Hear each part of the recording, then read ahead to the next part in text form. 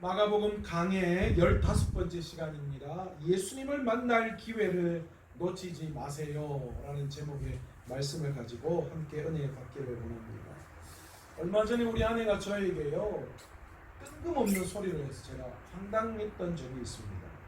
저희 아내는 은행 업무는 오직 정기예금밖에 모르는 사람입니다. 뭐 주식 뭐 하든지 아니면 뭐 다른 단기 투자나 저축성 예금 이런 것들도 하나도 몰라요. 그냥 은행에 돈을 넣어놔야 되고 아니면 적금을 해야 되고 돈이 모이면 무조건 그것을 가장 안전하게 생각하고 다른 것은 다 깡그리 무시하는 그런 사람인데 어느 날 갑자기 저에게 와서 그런 이야기를 하더라고요. 여보, 셀트리온 주식을 사야 하는데 셀트리온 주식을 지금 사놨으면 지금 몇 배가 올라서 야 부자가 됐을 텐데 지금이라도 셀트리온 주식을 살까? 그런 이야기를 느닷없이 하더라고요. 제가 다시 한번 쳐도 이 사람이 좀 아나? 근데 뭐 아는 건 없어요. 제가 봤을 때 주식의 주자도 모르는 사람이에요. 저도 뭐 잘은 몰라요. 그런데 어디서 들었나 봐요. 이 바이오가 지금 이 대세잖아요. 그러니까 코로나19 바이러스 백신과 또 치료제를 이쪽에서 개발해야 되니까 뭐 어느 기업이든지 이게 대박이 나버리면 개발이 되어버리면 뭐 이거는 사실 감당할 수 없는 거죠. 그래서 제가 한번 들어가 봤어요. 셀트리온은 작년보다 3배 가까이나 올랐더라고요. 그리고 삼성바이오인가 거기는 뭐 무려 4배 5배 올랐더라고요. 그러니까 뭐 엄청나죠. 이게 주식을 해서 4배 5배가 된다. 그것도 단기간에 이거는 엄청난 거예요. 그래서 아마 어디서 들어서 그거를 했으면 그거는 몇 배 올랐을 건데 뭐 그렇게 이야기를 했나 봐요. 여러분 우리 모두가 다 그렇지요. 세상적인 성공, 세상적인 무언가 얻어지는 이득에 대한 것들을 잡으려는 그런 마음은 우리 모두에게 다 엄청나게 많이 있습니다. 심지어는 어느 마트에서 물건이 좀 싸다. 그죠, 최 권사님? 우리 최 권사님은 어느 마트에 어떤 물건이 싼지를 뻔히 꿰고 있으셔서 이 마트에서는 이거 사야 되고 저 마트에서는 저거 사야 된다. 이렇게 딱 꿰고 있으신 분. 어디에서 싼 물건이 나와서 금전적인 뭔가 이익이 있는 것, 거기에는 우리가 얼마나 밝은지 몰라요. 어디에서 뭔가 세일을 한다 그러면 우리 아줌마 부대는 그렇잖아요. 저거 안 사면 안 사도 되는데 저거 안 사면 꽤 손해보는 듯한 느낌이 들어요. 왜냐? 옛날에는 이 100원 주고 샀는 건데 어느 날 갑자기 50%를 한다. 그러면 50원만 주면 사면 되는 거예요. 그러니까 저걸 사면 50% 내가 이득을 본다는 생각을 먼저 하기 때문이에요. 사실은 뭐 이득 보는 건 아니죠. 소비를 50% 하는 거니까. 그런데도 뭔가 이런 기회가 생기고 이런 어떤 소식을 들을 때 우리는 얼마나 민감하게 반응하는지 몰라요. 제가 뭐 이런 말씀 해도 될지 모르겠는데 저는 목회자인데 가끔 이렇게 지나가다가 복권방 하나 있으면 1등 3번 뭐 하다 이러면 괜히 눈이 한 번 더 가는 게 사실이더라고요. 그래서 막 1등 복권 당첨된 집에는 사람들이 더 몰리잖아요. 혹시나 하는 마음.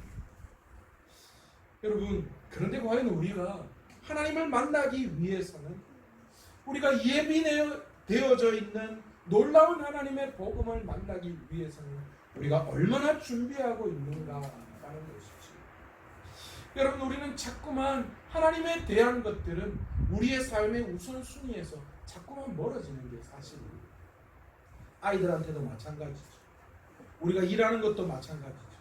어쩌면 우리가 예배 드리고 하나님 앞에 이야기를 할 때는 하나님이 우선이다라고 이야기는 하지만 우리의 삶의 깊은 모습 속에서는 하나님이 우선되지 못하고 늘 차선으로 뒤로 밀리는 것이 사실입니다. 왜 그럴까 깊이 있게 생각을 해봤어요. 왜 그러냐? 뭔가 하나님보다는 세상적으로 나에게 다가오는 것이 훨씬 더 우선되어지게 생각되어지는 그런 우리의 마음 때문입니다. 그래서 오늘 아니라도 내일이라도 믿으면 되지 않겠나? 아니면 한 달 후에라도 내가 하나님 앞에 믿으면 되지 않겠나? 이 눈에 보이는 이거는 지금 당장 아니면 안 될 것 같고 손해볼 것 같아서 내가 그것은 해야 되지만 그런 하나님은 왠지 나를 기다려 주실 것만 같은 그런 생각이 드는 것도 사실입니다.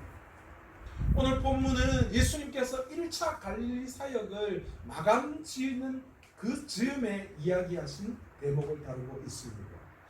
예수님께서 공생에, 그러니까 이제 하나님 나라를 전하시기 위해서 시작하신 그 생애를 그 하나님의 나라를 전하시기 시작할 때 그곳이 어디였나? 갈릴리였습니다. 예수님께서는 요단강에서 세례를 받으시고 성령에 이끌려 광야에 나아가 사탄에게 시험을 받으셨습니다. 그리고는 갈릴리 해변으로 가셔서 네 제자를 부르십니다. 시몬과 안드레죠. 그리고 세베대의 아들 야고보와 요한이었습니다. 예수님은 그들을 데리고 이제 전도의 사역을 시작하셨습니다. 회당을 중심으로 해서 말씀을 가르치시고 병자를 고치시는 그런 놀라운 기적도 베풀어 주셨습니다. 그러면서 예수님께서는 자신에 대해서 많은 사람들에게 증거하신 거예요.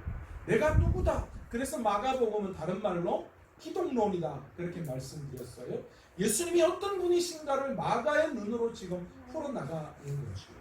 그래서 예수님은 계속해서 이 공생의 사역을 시작하시고부터는 계속 자신이 어떤 분인가를 이 기적과 말씀을 통하여 계속 드러내고 계시는 거예요.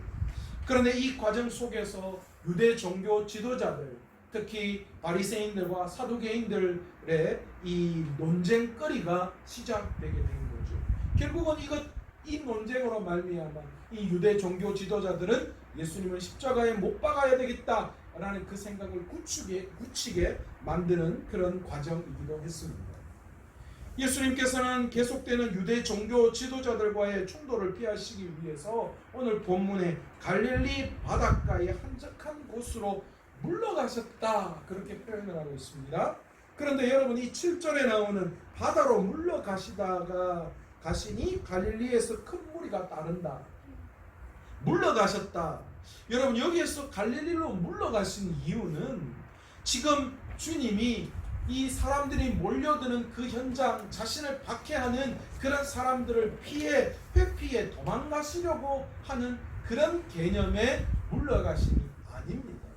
왜 그렇습니까? 제가 지난 수요일 날 말씀드렸죠. 3장 1절에서 6절에 보시면 예수님은 기꺼이 예수님을 반대하는 그들을 피하시지 않으시고 담대하게 그들에게 하나님의 나라를 증거하는 모습을 보여주셨어요. 그리고 그것 때문에 어떤 일이 일어났습니까? 바리새인들과 헤롯 당들이 결탁해서 이제 예수님을 죽이기로 모의하는 그 시점까지 간 거예요.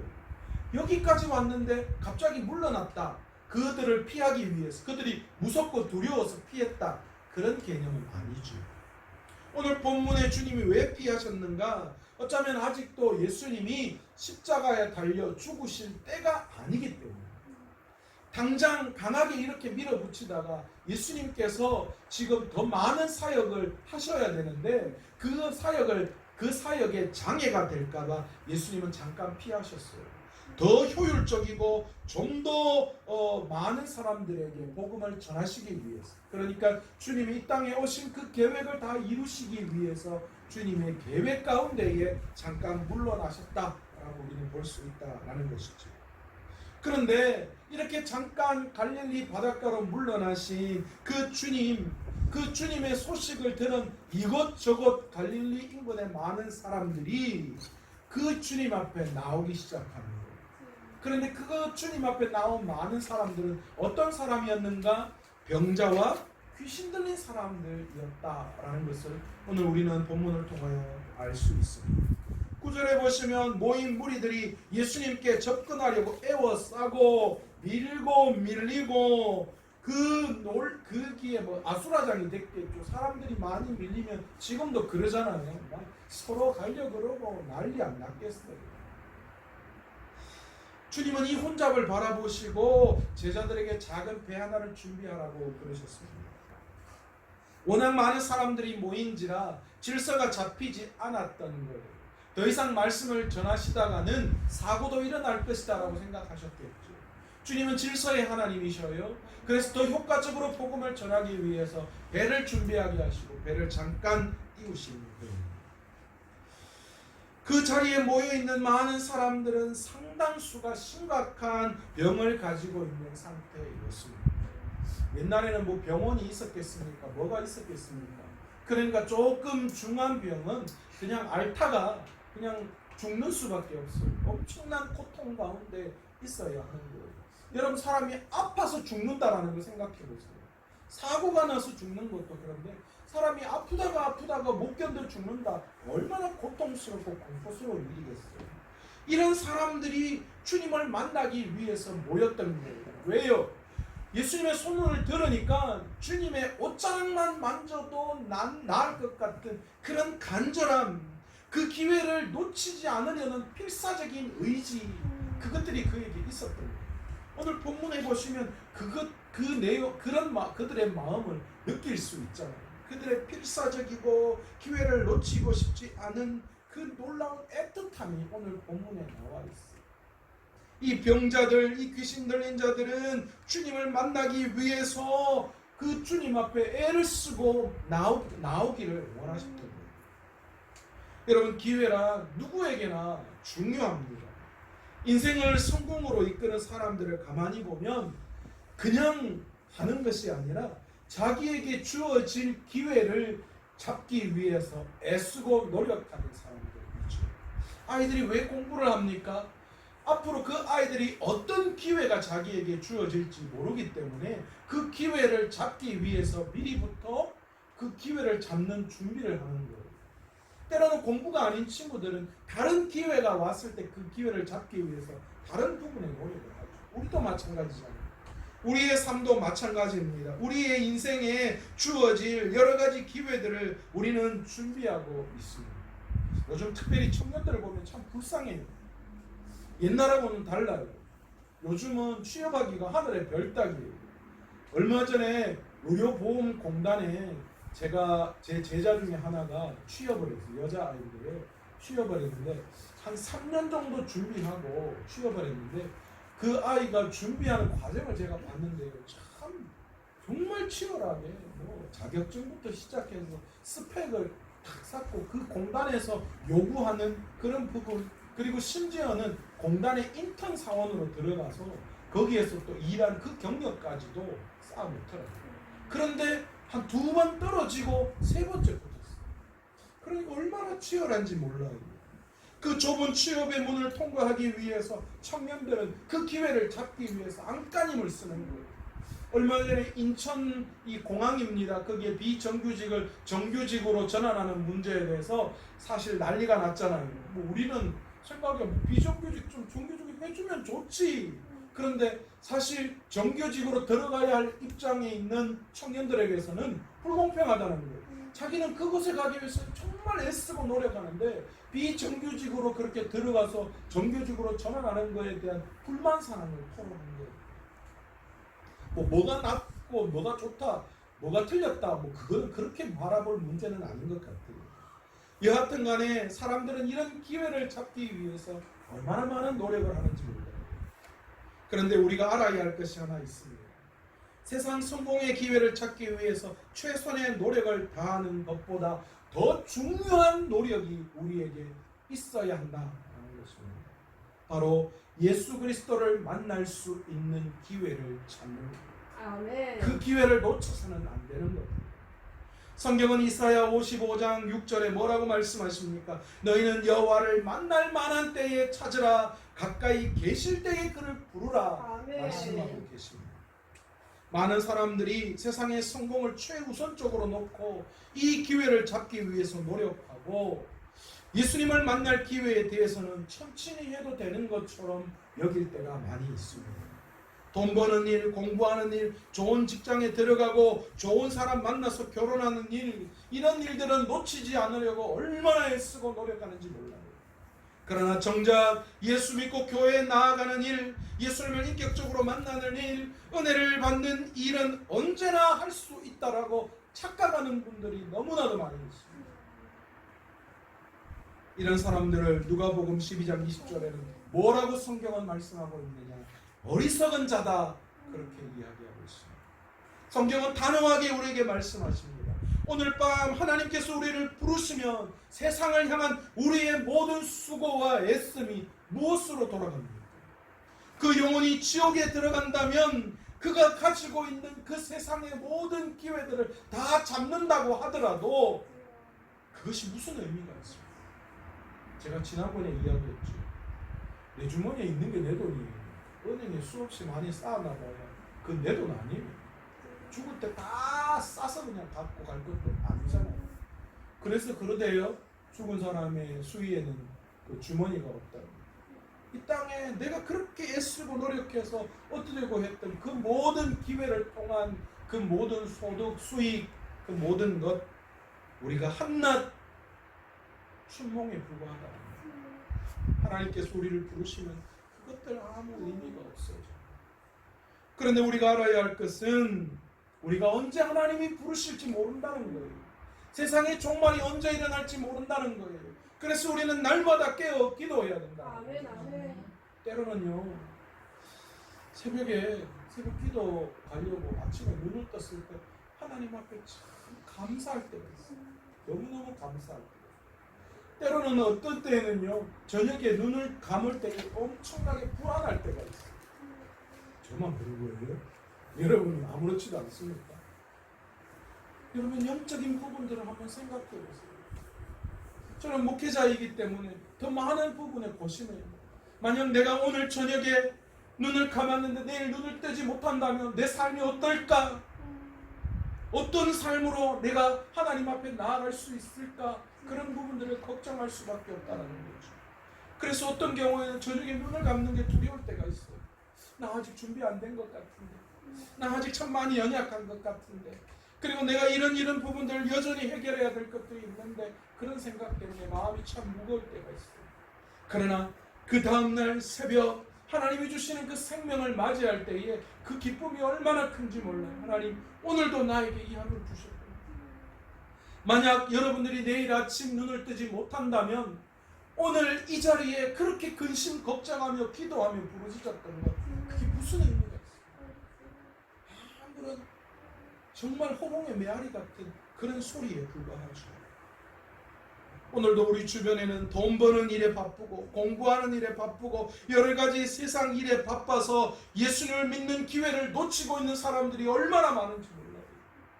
내가 주님 앞에 나와서 예배하며 주님을 경배하고 주님의 사명을 감당하는 그 하나님의 나라를 구하는 그것이 얼마나 소중한지를 깨닫지 못하고 여전히 세상 가운데에 그 기회를 잡기 위해서 하나님은 영원히 나를 기다려 주시는 것 같고, 내가 세상을 소유하면 모든 것들을 다 소유할 수 있다라는 그런 잘못된 생각으로 하나님을 저버리는 경우가 너무 많이 있다는 거죠.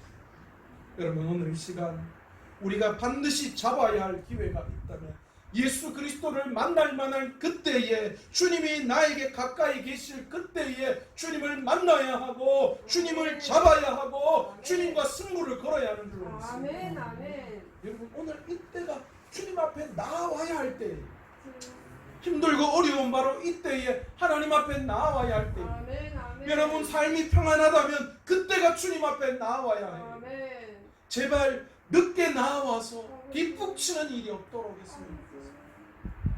나에게 주어진 시간, 나에게 주어진 이 물질, 이 모든 것들을 가지고 세상의 기회를 잡기 위해서 혈안이 된 그런 우리들이 아니라 우리 주님을 만나고 우리 주님을 만날 그 은혜를 받을 그 기회에 혈안이 되어서 어디가 은혜의 자리이고 어떻게 하면 주님을 은혜롭게 만나고 하나님 앞에 은혜를 받을까, 그것에 우리의 모든 에너지를 투자할 수 있는 저와 여러분 되시길 원합니다. 그것만이 영원히 우리의 시간에 남는 것이고 그것만이 우리의 삶에 의미가 있는 것을 믿습니다. 갈릴리 바닷가로 물러난 예수님을 수많은 무리들이 찾아온 이유가 어디에 있습니까? 10절에 보시면 많은 사람을 고치셨으므로 라고 이야기합니다. 주님이 많은 사람을 고쳐주셨다는 그 이야기를 듣고 사람들이 모여든 거예요. 다른 것 아니고. 그들은 그 주님 앞에 자신의 병의 문제를 가지고 나와서 해결받기를 원하셨던 그래요. 어떤 겁니다. 여러분, 우리가 왜 이런 병, 아픔, 고난, 슬픔 이런 것들을 우리가 왜 우리에게 다가오는 겁니까? 왜 우리 어디에서 이런 것들이 우리를 찾아오는 겁니까? 하나님께서 천지를 창조하실 때에 하나님이 만들어 놓으신 그 천지는 완전했습니다. 그래서 하나님이 세상을 만들어 놓으시고 뭐라고 이야기하셨습니까? 보시기에 좋았더라, 그렇게 말씀하신 거예요. 하나님이 세상을 만들어 놓고 불완전하신 게 있는데 그 불완전한 걸 보고 아이고 막 적당히 괜찮다 막 그러시겠어요? 아닙니다. 주님은 세상을 만드시고 그 세상이 너무 완벽했기에, 그리고 특히 우리를 만드시고 우리가 너무 완벽했기에 보시기에 심히 좋았더라 말씀하셨던 거예요. 그런데 그런 보시기에 심히 좋았던 우리들이 이 죄로 말미암아 우리에게 고통과 파멸이 찾아오기 시작했습니다. 인간이 죄를 지음으로 창세기에는 뭐라고 이야기합니까? 땅이 저주를 받았다, 그렇게 말씀하고 있습니다. 그 결과, 땅이 저주를 받은 결과 사람들이 병에 앓기 시작했던 거예요. 땅 위에 존재하는 많은 사람들이 숱한 고생과 고난, 고통, 그것이 그들에게 다가온 거예요. 바로 그것이 땅이 저주를 받았다는 말 속에 함축적으로 포함되어져 있는 거예요. 인간을 불행하게 만드는 것의 근원은, 원인은 죄입니다. 죄의 심각성이 여기에 있습니다. 왜 죄가 문제가 됩니까? 이 죄로 말미암아 우리가 심각하게 고통과 아픔 속에 있어요. 결국은 그 죄로 말미암아 하나님과 결별하게 되었고, 그래서 결국은 우리는 하나님을 떠난 상태에서 우리는 죽으면 지옥에 갈 수밖에 없는 존재가 되는 것이죠. 죄는 모든 좋은 것을 우리에게 빼앗아버리고 말았습니다. 가장 좋은 하나님과의 연합의 관계를 깨어버렸어요. 행복을 파괴했습니다. 에덴 동산에서 영원토록 하나님과 함께 누려야 할 그 천국에서 우리는 결국 쫓겨나고 말았습니다. 그리고 고통이 우리를 찾아오게 되었습니다.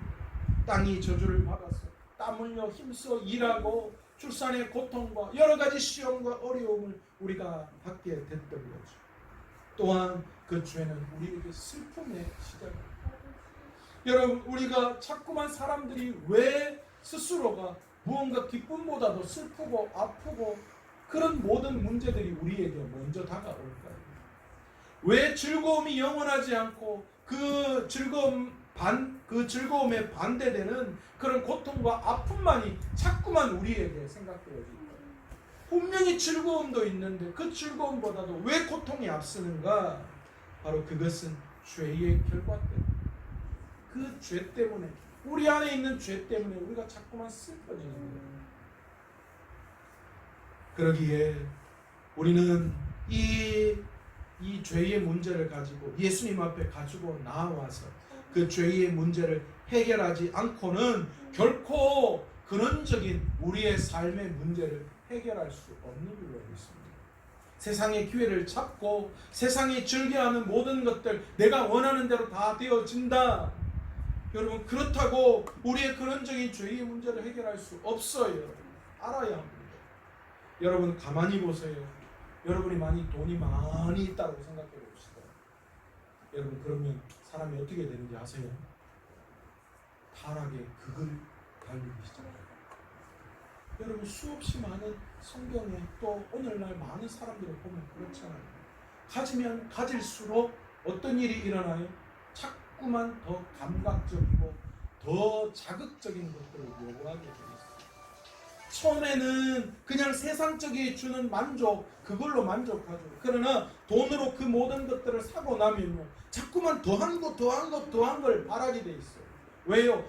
죄의 근원적인 문제를 해결하지 않고는 돈과 권력 이런 것 가지고는 우리의 삶을 만족시킬 수가 없어요. 왜 그렇습니까? 우리는 이 상대적인 사람들입니다. 그러나 우리 주님이 주시는 것은 절대적인, 아멘. 세상과 비교할 수 없는 거예요. 죄의 문제를 해결하지 않고는 결코 세상의 기회를 잡는다고 해서 우리의 삶이 좋아지지 않아요. 만약 그렇다면 여러분 여기에 앉아 있으실 이유가 없잖아요. 지금 더 좋은 세상의 것을 추구하려고 나가셔야죠. 그게 맞는 거죠. 오늘 이 시간 여러분이 가지고 나온 죄의 문제를 가지고 주님을 붙들고 애쓰고 은혜의 그 자리에 나아갈 수 있는 기회를 반드시 잡을 수 있는 저와 여러분 되시길 간절히 아멘. 축원합니다. 아멘. 오늘 본문 11절에 보시면 더러운 귀신들도 예수님을 보면 엎드려 부르짖어 하나님의 아들이시다라고 그렇게 말씀했다고 합니다. 그런데 그런 모습을 보신 예수님께서 12절에 보시면 자신을 나타내지 말라 그렇게 엄하게 경고하고 있는 모습을 우리는 볼 수 있습니다. 참 놀랍지 않습니까? 이미 귀신들은 예수님께서 하나님의 아들이심을 알았습니다. 그러나 당시 종교 지도자들은 그렇게 수많은 율법을 배우고 했지만 주님이 하나님의 아들이심을 몰랐어요. 많은 무리들도 예수님을 쫓아와서 병 고치기를 원했지만 그분이 하나님의 아들이신지 몰랐습니다. 그러나 귀신들은 알았어요. 여러분, 우리는 이 대목에 주목할 필요가 있습니다. 흔히 우리들은 입술의 고백을 신앙의 척도로 삼는 경우가 많이 있습니다. 그런데 여러분, 오늘 본문에 보시면 귀신도 입으로 뭐라고 시인하고 있어요? 예수님을 하나님의 아들이라고 부르짖고 있어요. 여러분, 우리는 우리의 입술을 통하여 나온 신앙의 고백을 신앙의 척도로 여겨서는 안 됩니다. 입술의 고백보다도 더 중요한 것 무엇입니까? 말씀에 대한 순종의 삶이 반드시 따라가야 한다. 우리가 어떤 사람의 신앙이 참인지 여부를 알려고 하면 입술의 고백을 기준으로 평가해서는 안 되고, 더 나아가서 그의 삶의 열매를 통하여서 그의 믿음을 알 수 있는 것, 그것이 참 그리스도인인지 아닌지를 구별할 수 있는 방법이라는 것입니다. 여러분, 이 나무의 좋고 나쁨을 가리는 것은 무엇으로 알 수 있습니까? 열매를 보면 알 수 있듯이 오늘 진정한 참된 그리스도인을 가리는 기준은 우리가 예수님의 말씀에 얼마나 순종하느냐, 우리의 삶 속에 그 순종이 얼마나 있느냐, 그게 우리의 신앙의 척도예요.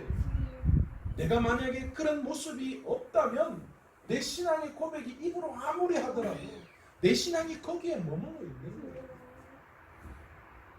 바울은 철두철미하게 예수님께 복종의 삶을 살았던 사람입니다. 이를 위해서 그는 날마다 자기 자신과 싸워야만 했습니다. 그래서 바울은 날마다 뭐 한다고 고백했습니까? 날마다 나는 죽는다라는 고백을 하고 있습니다. 바울은 자신의 신앙을 삶의 언어로 고백하기 위해서 날마다 자신의 삶을 말씀 앞에 죽였습니다. 왜 그렇습니까? 자신을 죽이지 않으면 하나님의 말씀에 대한 순종이 나타나지 않기 때문이죠. 참된 성도의 모습이 바로 여기에 있습니다. 성도들이 실패하게 되는 가장 큰 요인은 여전히 내가 살아있기 때문에, 자아가 살아있기 때문입니다. 그러나 주님은 우리에게 끊임없이 뭐라고 이야기하십니까? 자신을 부인하지 않으면 안 된다라는 말씀을 하고 있어요. 날마다 자기 스스로와 싸워 날마다 자기를 죽이고 내 안에 계시는 성령이 나타나지 않으면 우리는 결코 하나님의 말씀에 순종할 수 없어요. 여러분, 어떤 결정을 할 때 수없이 많은 갈등하잖아요. 때로는 세상의 생각과 하나님의 생각, 그 속에 얼마나 많은 생각을 하십니까? 그러나 바로 그때 내 자아가 말씀 안에서 죽지 않으면, 내 스스로가 내 자아를 죽이고 내 안에 계시는 성령님이 탑할 수 있도록, 내 안에 계시는 성령님이 말씀에 순종할 수 있도록 내 자리를 내어놓지 않는다면 여러분, 우리는 결코 삶의 순종의 모습을 드러낼 수가 없습니다. 이것은 예수님의 제자가 되는데 필요한 기본적인 요건입니다. 여러분, 우리가 항상 경계해야 할 요소 가운데에 고백주의와 형식주의가 포함되어져 있음을 알아야 해요. 오늘 귀신처럼 입만 가지고 고백한다면 여러분, 그것은 고백주의에 빠져있는 사람들입니다. 입으로 시인하면 구원에 이른다라는 성경의 가르침, 그것만 가지고 내가 입으로 말했는데 뭐, 내가 주님을 입으로 고백했는데 뭐, 나는 구원받을 수 있어 라고 그렇게 생각한다면 여러분, 이건 굉장히 위험한 생각 중에 하나입니다. 이것은 고백주의에 빠져있는 사람들이에요. 유대 지도자들을 가만히 보면 이들은 형식주의에 빠져 있는 사람들이었습니다. 주께서 우리에게 요구하시는 것은 순종의 삶이지 형식이 아닙니다. 그러나 여전히 유대 종교 지도자들은 그들이 과거에 지켜왔던 여러 가지 형식주의적인 그것들을 가지고 하나님 앞에 나아가려고 했어요. 무엇을 명하시든지 온전히 순종하지 않는다면 그 형식도 그 고백도 결코 우리의 신앙의 척도가 될 수 없음을 우리는 알아야 합니다. 100번 지킬 거 다 지킨다고 하면 뭐합니까? 그 안에 진정한 주님을 향한 순종이 없다면 그건 내 의가 여전히 살아있는 거예요. 밖으로 보여지기 위한 거예요. 주님 앞에 보여지는 것이 아니라 사람들에게 보여지는 거예요. 그것에 불과하다. 그러나 주님은 세상에 보여지는 것이 아니라 하나님 앞에서 어떻게 보여지느냐 그것을 더 중요하게 여기시는 분이신 줄 믿습니다. 말씀을 맺겠습니다. 사랑하는 성도님들, 우리가 이 세상에 예수님을 이 세상 속에서 우리는 예수님을 보여줘야 할 삶을 살아야 합니다. 아멘. 예수님께서는 모든 민족, 모든 사람에게 자신을 증거하여 알게 하기를 원하시는 분이십니다. 예수님은 이 시대의 유일한 희망이십니다. 아멘. 혹자는 과학이 발달하거나 경제가 부흥하고 충분한 에너지와 식량을 확보하고 또는 우주 개발 이런 여러 가지 것들 그것들이 우리 미래를 결정한다라고 그렇게 생각하고 있지만 그러나 천만의 말씀입니다. 여러분 많은 사람들이 사단의 꾀임에 속아 넘어가고 있어요. 이런 많은 것들이 다 충족되면 해결될 것 같은데 그렇습니까? 여전히 세상은 에너지 고갈 문제, 식량에 편중되어져 있는 문제, 과학이 발달하고 경제가 발달하면 발달할수록 더 많은 문제거리들이 우리에게 다가오고 있음을 우리는 알 수밖에 없습니다. 여러분 이게 희망이 아닙니까?